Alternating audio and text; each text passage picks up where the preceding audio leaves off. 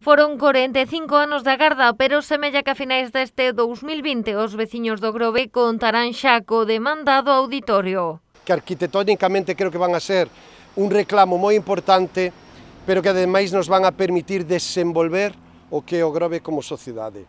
E isto non quere ser solamente un auditorio, isto vai a ser o punto de encontro da cultura, do turismo, da moda e da vanguarda do século XXI. O Concello do Grove, a Vila do Grove, co goberno que estamos ahora mismo ao frente da vila, queremos poñer o Grove sempre na modernidade, na vanguarda, no século XXI, que é onde temos que pensar, e por iso hai que ter esa ambición. O edificio conta cun orzamento de 4 millóns de euros, deles case 2 proceden de fondos da Deputación de Pontevedra, 1,5 millóns chegan do plan de reequilibrio, os restantes son achegas do plan Concellos. Este auditorio vai a ser unha referencia non só no Salnés, que claro que sí, non hai nada como isto, sino en toda a provincia de Pontevedra.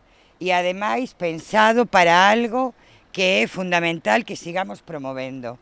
É un dereito universal da xente, que é poder ter acceso á cultura. O inmoble intégrase no Monte da Vila, será auditorio, sala de exposicións, escola de música e nun futuro a intención do Concello é instalar aí o primeiro conservatorio do Salnés.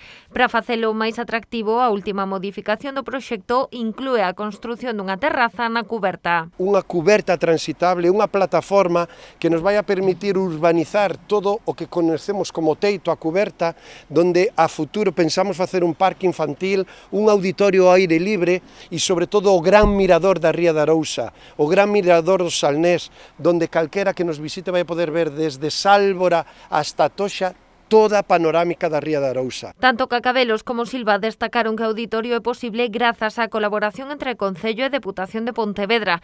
Por iso lamentaron a falta de apoios por parte da Xunta de Galicia. O rexedor asegurou que o investimento autonómico no Grove en turismo e cultura é de 0 euros.